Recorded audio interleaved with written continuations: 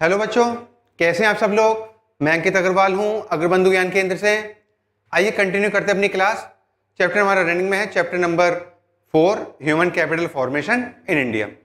Previous lecture में हमने human capital का रोल हमने समझा था इकोनॉमी में, और प्लस एक टॉपिक स्टार्ट कर लिया था, problems facing human capital formation. क्या क्या प्रॉब्लम आ रही है ह्यूमन कैपिटल फॉर्मेशन में। तो पहला हमने देखा था राइजिंग पॉपुलेशन।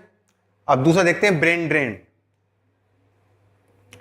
हेडिंग डाल दिए ब्रेन ड्रेन का मतलब ये है कि हमारे यहाँ स्किल एक्वायर करी, हमारे यहाँ पढ़ाई लिखाई की, हमारे यहाँ काम सीखा, लेकिन बेटर लाइफ बेटर अर्निंग की चाह में वो चले गए बाहर, विदेश में चले गए।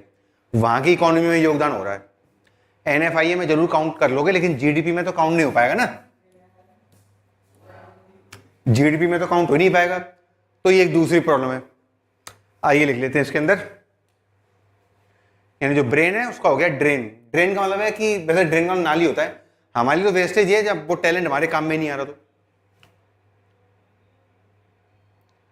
या तो ये होता ड्रेन वर्ड तब नहीं बोलते जब उन्होंने भारी सीखा होता, भारी पढ़े होते, भारी स्किल एक्वायर किया होता, तो भारी काम करे फिर हमें कोई दिक्कत नहीं है।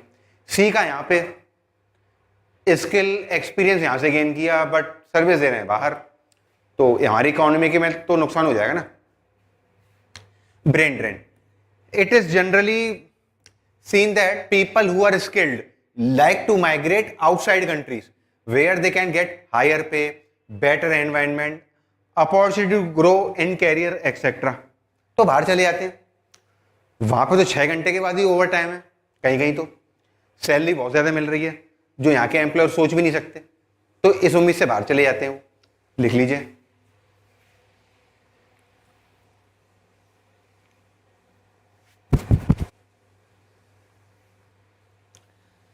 आगे बढ़ते हैं।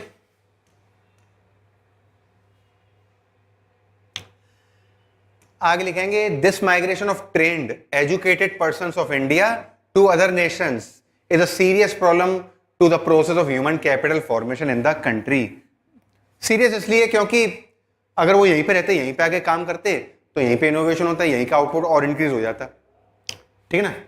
There valuable services become fruitless if these can not be utilized by the country. लिख लीजिए।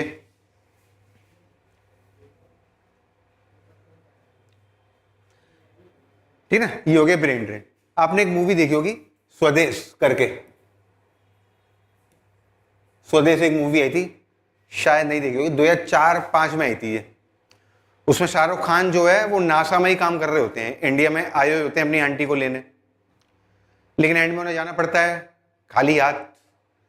तो गांव में जो उनके तमाम दोस्त बन जाते हैं, उनमें एक दोस्त कहता है कि वो दोस्त पहले अमेरिका जाने को तैयार था।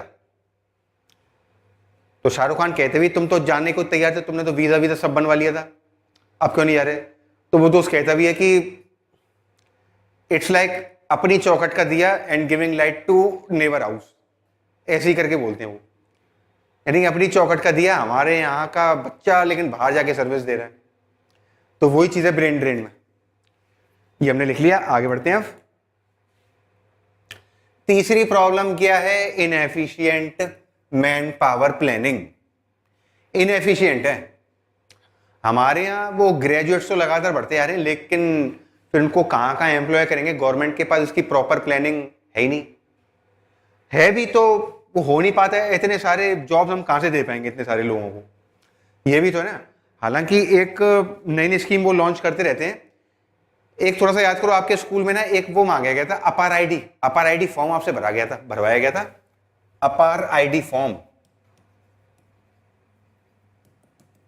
इसमें आपको अपना आधार कार्ड देना था, अपना और अपने पेरेंट्स का आधार कार्ड देना था, मम्मी या पापा में से किसी एक का, और बस 2-4 डिटेल इसमें फिल करवाई थी।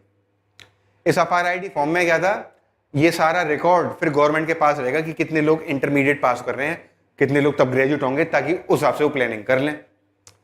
तो ये तो अब जाके सिस्टम आया, पहले जो सिस्टम था वो इतना ज्यादा एफिशिएंट था ही नहीं।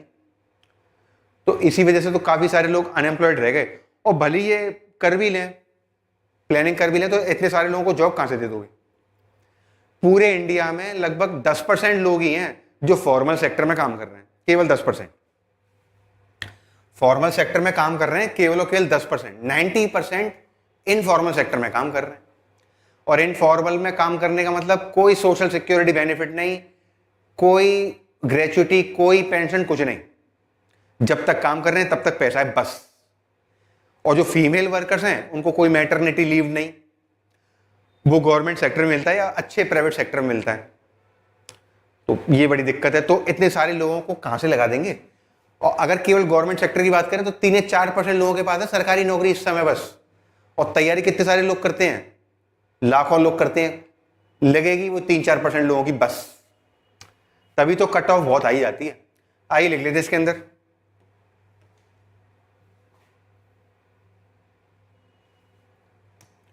हेडिंग डाल देंगे inefficient man power planning. There is insufficient manpower planning and only small efforts have been made to take care of the human capital in the country. Human capital ठीक है, सबसे ज्यादा युवा देश तो हैं, लेकिन उसकी प्रॉपर प्लानिंग नहीं है ना। सबसे ज्यादा दुनिया में युवा देश इस समय इंडिया ही है। 70 करोड़ लोग ऐसे हैं इंडिया में, 70 करोड़ लोग इस समय ऐसे हैं जिनकी उम्र 15 साल से ऊपर है और 35 साल से नीचे है। यंगेस्ट पॉपुलेशन है, लेकिन इसका प्रोडक्टिव वे में यूज हो ही नहीं पा रहा है। इस वजह से सुसाइडल केस भी काफी देखने को मिल रहे हैं। किसानों के बाद जो दूसरे नंबर पे तो सबसे ज्यादा आत्महत्या कर रहे हैं वो पढ़े लिखे बेरोजगारी हैं। सबसे ज्यादा आत्महत्या वही कर रहे हैं किसानों के बाद, दूसरा नंबर उन्हीं का ही है। तो प्रॉपर मैन पावर प्लानिंग होती तो क्यों हम इसको प्रॉब्लम में पड़ रहे होते, ठीक ना।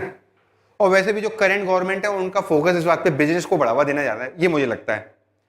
क्योंकि मानना यह है कि एक बिजनेसमैन 4 लोगों को नौकरी दे सकता है, तो एम्प्लॉयमेंट की प्रॉब्लम भी कहीं ना कहीं दूर हो सकती है। तभी तो startup India, make in India ये वाली स्कीम लेकर के आए थे, ताकि यहाँ पे प्रोडक्शन हो, यहाँ पे बिजनेस हो। यहाँ पे बिजनेस होगा तो एक व्यापारी 4 लोगों को नौकरी पे रखेगा। तो ये थोड़ा सा कॉन्सेप्ट है, ये पर्सनली मुझे लगता है। देखिए लिख लिया यहां तक। और ये प्रॉपर मैन पावर प्लानिंग ना होने से सोसाइटी में फिर टेंशन होती है, सोसाइटी में स्ट्रेस होता है, फिर ना एक अनहेल्दी एनवायरनमेंट क्रिएट होता है। अगर इनको सफिशिएंटली हम प्रोडक्टिव वे में यूज ना कर पाए तो इनको इनके कैलिबर लायक, इनको इनकी डिग्री लायक इनको जॉब प्रोवाइड ना कर पाए तो एक डिससेटिस्फैक्शन क्रिएट होता है सोसाइटी के अंदर। और इसी वजह से ब्रेन ड्रेन भी होता है। फिर कैसे रोक लोगे? जब यहां पे जॉब नहीं मिलेगी तो बच्चा तो बाहर जाएगा ही ना काम करने। तो देखिए आगे बढ़ेंगे।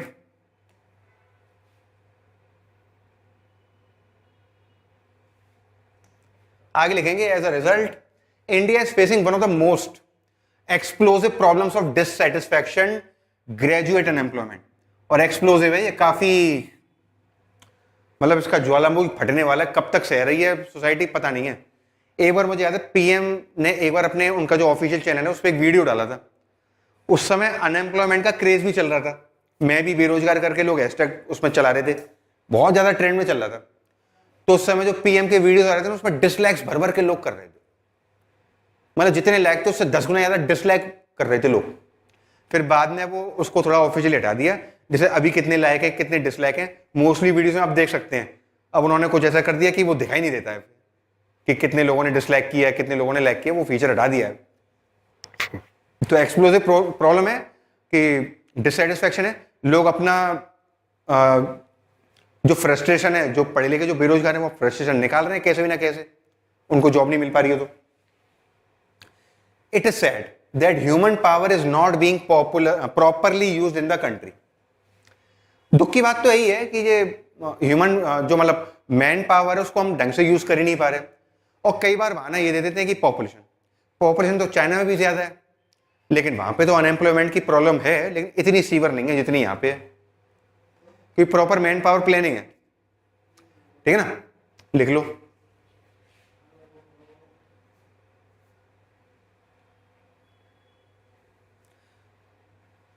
आगे बढ़ते हैं।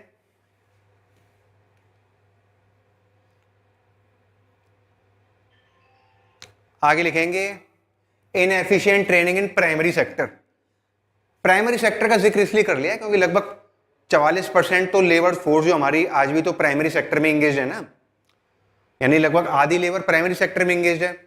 और वहां पे ना अभी भी पुराने तरीकों से ही काम हो रहा है। इनएफिशिएंट मतलब इनपुट ज्यादा और आउटपुट कम निकल रहा है, तो ये भी एक प्रॉब्लम है।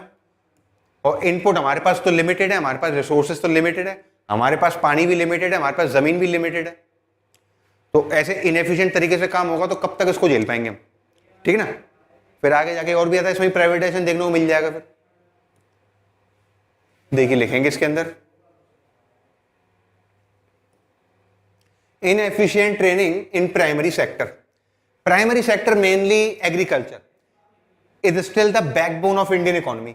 अभी भी हमारी बैकबोन बना हुआ है इस सेंस में, क्योंकि 44% लोगों को नौकरी तो एग्रीकल्चर सेक्टर ही दे रहा है ना, और लगभग 17% जीडीपी हमारी एग्रीकल्चर से ही आ रही है। हालांकि पहले के मुकाबले कंट्रीब्यूशन कम हुआ है, बट 17% अभी भी सिग्निफिकेंट नंबर है। देखिए लिखिए यहां तक, पहले आगे बढ़ते हैं।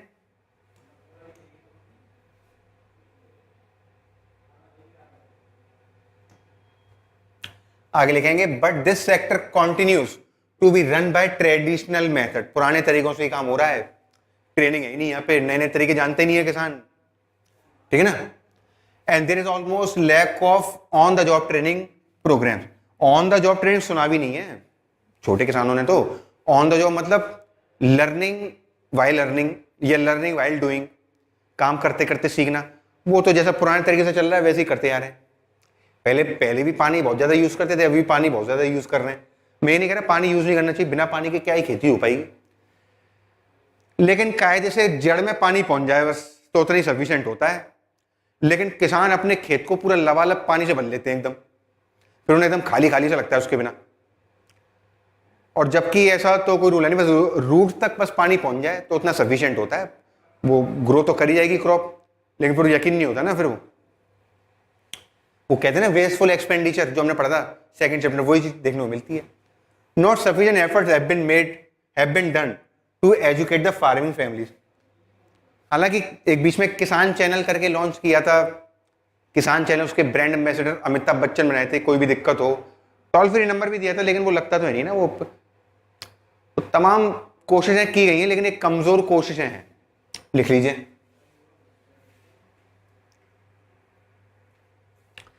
आगे बढ़ते हैं। कोशिश कमजोर इसलिए क्योंकि देखो प्राइवेट सेक्टर आएगा ना एग्रीकल्चर में तो इनका डेवलपमेंट ज्यादा हो जाएगा, लेकिन प्राइवेट सेक्टर आएगा तो उसमें क्यों आएगा, यहाँ पे तो वो इनकम इनइलास्टिक प्रोडक्ट है ना, ठीक है। यहाँ पे ज्यादा ग्रोथ तो देखने को मिलती नहीं है, तो प्राइवेट सेक्टर आएगा नहीं, गवर्नमेंट पे डिपेंडेंट है।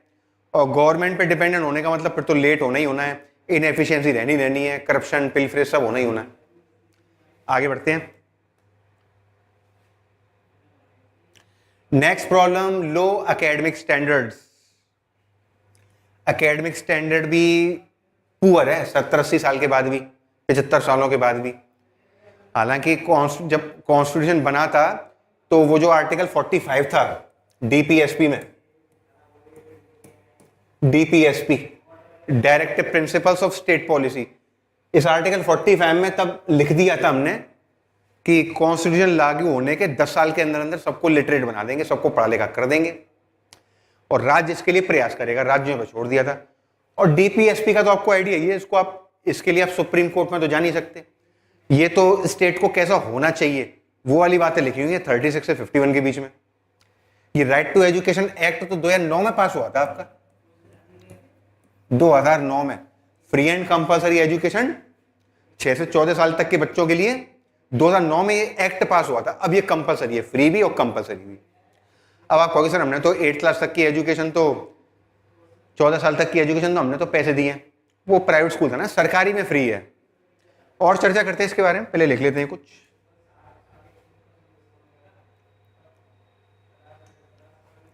लो एकेडमिक स्टैंडर्ड्स, इसके अंदर लिखेंगे although many universities are being opened each year and a large number of graduates and postgraduates get degrees each year, yet they all don't have the skill of doing job। अब पहले दूसरे angle से बात करनी है। यहाँ पे नए नए कॉलेज, नई नई यूनिवर्सिटी खुलती आ रही हैं। कई शहर तो ऐसे हैं जैसे परचूनी दुकान जैसे खुल रही होती हैं, ऐसे यहाँ पे कॉलेजेस खुले हुए हैं और काफी सारे पढ़े लिखे लोग डिग्री ग्रेजुएशन पोस्ट पास होकर निकल रहे हैं, लेकिन केवल हाथ में डिग्री है, जॉब तो सबकी लगी नहीं रही। क्यों नहीं लग रही? प्रैक्टिकल नॉलेज नहीं है ना, स्किल तो नहीं है ना। और कई बार कंपनियां पहले ले भी जाती थी, अब तो कंपनियां भी नहीं आ रही हैं। और पहले जब कंपनी ले जाती थी तो ऐसा ट्रेन ही रखती थी, पहले उनको काम सिखाते थे। 4 साल जो बच्चे ने करा है सब कंपनी के किसी काम का ही नहीं है, तो पहले उसको सिखाते थे साल 6 महीने, तो ये होता था।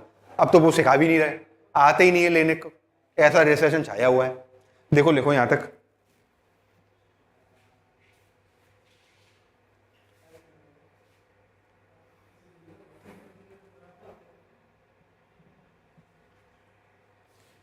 आगे बढ़ते हैं।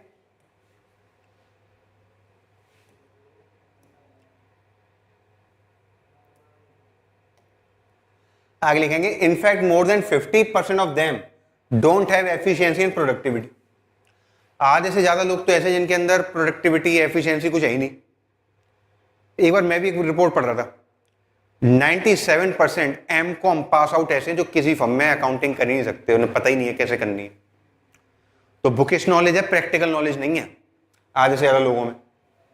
इस वजह से जॉब नहीं लग पाती। कई बार जॉब ना लगने का एक रीजन ये भी है, ठीक है ना, केवल सरकार की गलती नहीं है, स्किल भी तो डेवलप नहीं कर पाए ना हम। This also lowers our competitiveness in the international market. सस्ती लेबर हमारी क्यों है? क्योंकि बाहर के मुकाबले, हम बाहर के लोगों के मुकाबले काम थोड़ा कम जानते हैं ना, इस वजह से। तो कॉम्पिटिटिवनेस यानी कि थोड़ा सस्ते में हमें अपने आप को ऑफर करना पड़ता है। लिख लो।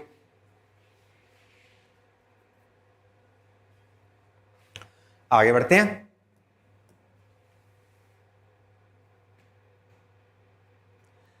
तो देखिए क्या क्या प्रॉब्लम्स हैं ह्यूमन कैपिटल फॉर्मेशन की रुकावट में। राइजिंग पॉपुलेशन, बेसिक है तो जनसंख्या बहुत ज्यादा है।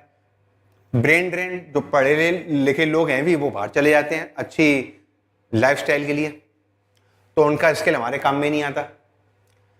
इनसफिशिएंट मैन पावर प्लानिंग, हर साल कई लोग ग्रेजुएट होते चले जा रहे हैं, लेकिन सरकार की तरफ से तो कोई प्लानिंग है ही नहीं ना, बस राम भरोसे चल रही है गाड़ी।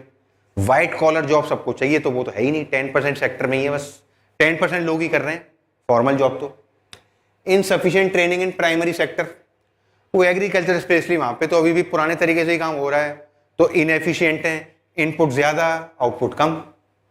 लो एकेडमिक स्टैंडर्ड्स, डिग्रियां तो मिलती आ रही हैं लेकिन नॉलेज तो नहीं है ना, प्रैक्टिकल नॉलेज तो नहीं है ना, वोकेशनल नॉलेज तो नहीं है ना, तो इस वजह से भी जॉब्स की कमी है, इस वजह से भी स्किल की कमी है।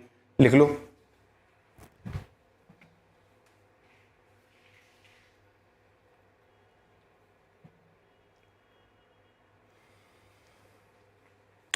आगे बढ़ते हैं।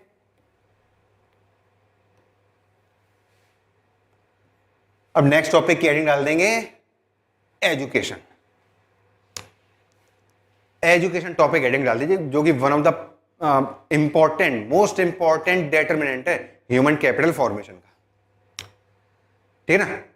एजुकेशन से ही स्किल डेवलप होता है, एजुकेशन से ही रिसर्च एंड इनोवेशन फ्यूचर में होंगे, ठीक है ना। एजुकेशन से ही लेवल ऑफ जीडीपी और इकोनॉमिक ग्रोथ इन सबको अचीव किया जा सकता है। यस कॉल्टर सोच लो, बिना एजुकेशन के तो कुछ भी पॉसिबल है ही नहीं।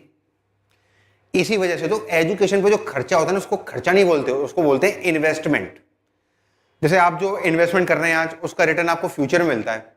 ऐसे ही पेरेंट्स अपने बच्चों की एजुकेशन पे खर्च करते हैं क्योंकि उन्हें विश्वास होता है कि इसका रिटर्न फ्यूचर में मिलेगा। कई बार लोन लेना पड़ता है बच्चों की एजुकेशन के लिए, हायर एजुकेशन के लिए, तो पेरेंट्स वो भी जैसे तैसे अफोर्ड करते हैं इस उम्मीद में कि इसका स्टैंडर्ड ऑफ लिविंग अपलिफ्ट हो जाएगा।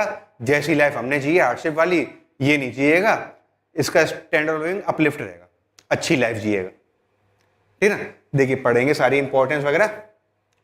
पहले एजुकेशन का एक लाइन में मीनिंग लिख लेते हैं। Education encompasses 3 parameters, primary, secondary और हायर एजुकेशन। प्राइमरी, सेकेंडरी और हायर, देखो उसको समझते हैं जरा। देखिए सबसे पहले बच्चा स्कूल में जाता है, कौन सी क्लास में जाता है? प्ले ग्रुप में। उसके बाद नर्सरी, उसके बाद ये एलकेजी, एलकेजी की फुल फॉर्म लोअर किंडरगार्टन, और उसके बाद यूकेजी, यूकेजी यानी कि अपर किंडरगार्टन। ये हो गया। अब प्राइमरी एजुकेशन चालू होगी, इसको भी 2 पार्ट में डिवाइड कर ले लें, 1st to 5th और 6th to 8th। जो 1st to 5th की एजुकेशन है उसे बोलते हैं लोअर प्राइमरी, इसे बोलते हैं लोअर प्राइमरी एजुकेशन। और 6 to 8 को बोलते हैं upper primary education. Upper primary, देखिए यहां तक क्लियर है। पहले प्ले ग्रुप, फिर नर्सरी। यहां पे नर्सरी का मतलब पेड़ पौधों वाली नर्सरी नहीं है, ये वो बच्चे भी तो छोटे छोटे पौधे ही हैं नर्सरी क्लास में, ठीक है ना। नर्सरी क्लास में कभी एंटर करना है ऐसे ही फील होगा आपको। LKG लोअर किंडरगार्टन, अपर किंडरगार्टन, फिर 1st to 5th lower primary, 6 to 8th upper primary. यहां तक क्लियर है। अच्छा देखिए 8th क्लास तक की एजुकेशन को बोलते हैं एलिमेंट्री एजुकेशन। ये यहां तक की एजुकेशन हो जाती है एलिमेंट्री। एलिमेंट्री एजुकेशन गवर्नमेंट ने इसी को फ्री कर रखा है, एलिमेंट्री एजुकेशन को। पहले DPSP में लिखा हुआ था आर्टिकल 45 में, पहले लिखा हुआ था आर्टिकल 45 में ये कि राज्य प्रयास करेगा कि कॉन्स्टिट्यूशन के एनफोर्स होने के अगले 10 साल के अंदर अंदर सबको ये 8वीं तक की एजुकेशन में प्रोवाइड करनी है, सबको लिटरेट बनाना है। ये आर्टिकल 45 में लिखा हुआ था DPSP में।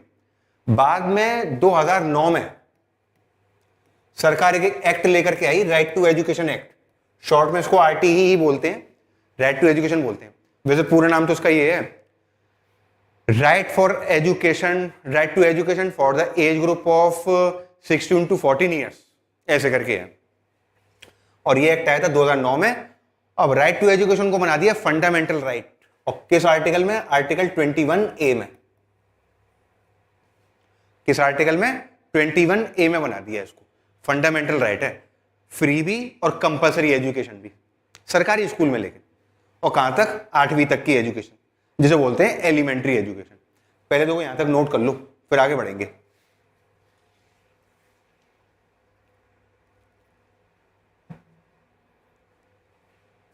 देखिए यहां तक हमने नोट कर लिया, 8th क्लास तक की एजुकेशन हो गई एलिमेंट्री एजुकेशन। कॉन्स्टिट्यूशन में ये अपर प्राइमरी लोअर प्राइमरी नहीं लिखा हुआ है, एलिमेंट्री एजुकेशन वर्ड ही लिखा हुआ है, ठीक है ना। अब आ जाते हैं 9th 10th, इसे बोलते हैं सेकेंडरी लेवल। Secondary level. और आपका जो 11th 12th है इसे कहते हैं सीनियर सेकेंडरी। सीनियर सेकेंडरी या हायर सेकेंडरी। और 12th के बाद आपकी हायर एजुकेशन चालू हो जाएगी, ठीक है। ये है पूरी स्टोरी हमारी एजुकेशन की, लिख लो। After 12th higher education. और अभी हम किस लेवल पे? सीनियर सेकेंडरी लेवल पे हैं, ठीक है ना। कोई पूछे तो बता देना, बेइज्जती मत करवा देना। Senior secondary. तो एजुकेशन में ये देखिए तीनों चीजें शामिल है, प्राइमरी भी यानी 8th क्लास तक की एजुकेशन, सेकेंडरी भी 12th क्लास तक की, और हायर एजुकेशन। 12th के बाद आप जो पढ़ रहे हैं BCom MCom या ग्रेजुएशन पोस्ट ग्रेजुएशन जो भी आप कर रहे हैं वो हायर एजुकेशन में आ जाएगा। तो एजुकेशन में तीनों चीजें आ जाती हैं, ठीक है ना। आगे बढ़ते हैं। एजुकेशन और लिटरेसी में डिफरेंस देख लेते हैं, ठीक है ना। 2 कॉलम 3 कॉलम बना लो। बेसिस एजुकेशन और लिटरेसी, ऐसे 3 कॉलम बना लो आप। और पहले हम करेंगे मीनिंग के बेस पे। 3 कॉलम रेडी रख लो, लगभग पूरे पेज पे नहीं, 7-8 लाइन में कर लो।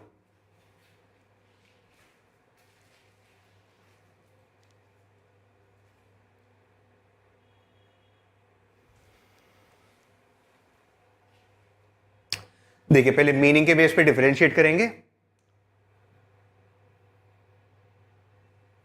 मीनिंग एजुकेशन में लिख देंगे it encompasses 3 parameters, primary secondary and higher education. और लिटरेसी का मतलब क्या है? It refers to the ability to read and write only. कहते हैं ना पढ़ा लिखा, पढ़ लेता है लिख लेता है बस, इससे ज्यादा नहीं। और educated is a much more wider term than literacy. देखिए पहला डिफरेंस लिख लो पहले तो मीनिंग के बेस पे। ये पहला बेसिक डिफरेंस हो गया। आगे बढ़ते हैं। स्कोप के बेस पे डिफरेंशिएट करेंगे। It has a wider scope education में, और लिटरेसी में it has a narrow scope. क्योंकि लिटरेसी में तो आप केवल वहीं तक रह गए ना, पढ़े लिखे बस। आप पढ़ लेते लिख लेते हैं, बस साइन कर लेते हैं अपने, बस इतना ही आप जानते हैं। नोट क्या है, किस रुपए का नोट आपको दिया, बस इतना ही आप जानते हैं, इससे ज्यादा नहीं। Education is a much wider term, लिख लीजिए। थर्ड देखते हैं नोशन के बेस पे। गेस नोशन, इसको आप ऐसे समझ लो, ये तो एजुकेटेड है ये वाला तो, और ये पर्सन है लिटरेट बस। अब आप इसको समझने की कोशिश करो, अब तक आप समझ भी गए होंगे। The more you know the less you need to say. जितना आप ज्यादा जानते हो उतने आप कम बोलते हो फिर, और जो कम जानता है वो ज्यादा बोलता है। ठीक है ना, ये आ जाएगा नोशन में, लिख लो।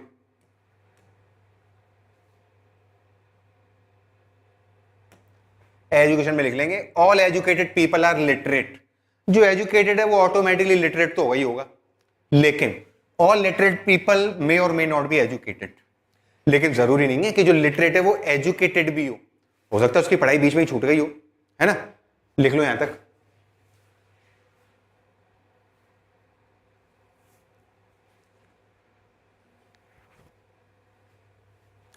एजुकेशन और लिटरेसी में डिफरेंस समझ में आ गया।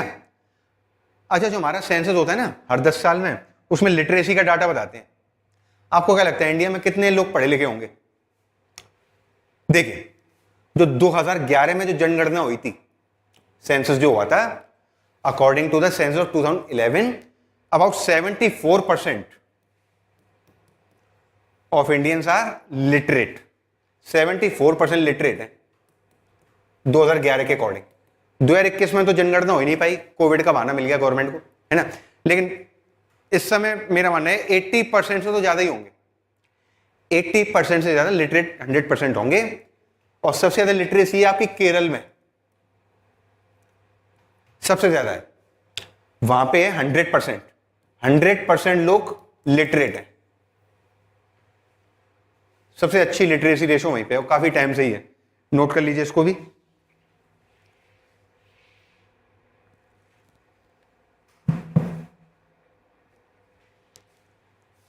तो देखिए, एजुकेशन और लिटरेसी में डिफरेंस हमने क्लियर कर लिया। अब आगे का टॉपिक क्या है? Importance and objectives of education. Importance and objectives. देखिए, इसके बाद फिर हमें तमाम स्टेट भी पढ़ना है, और फिर क्या क्या प्रॉब्लम वो भी पढ़ने हैं। ये सारे टॉपिक हम नेक्स्ट लेक्चर में कवर कर लेंगे। आज के लिए बस इतना ही रहने देते हैं यहां तक, एजुकेशन वर्सेस लिटरेसी तक। मिलते हैं बच्चों नेक्स्ट लेक्चर में। Bye bye.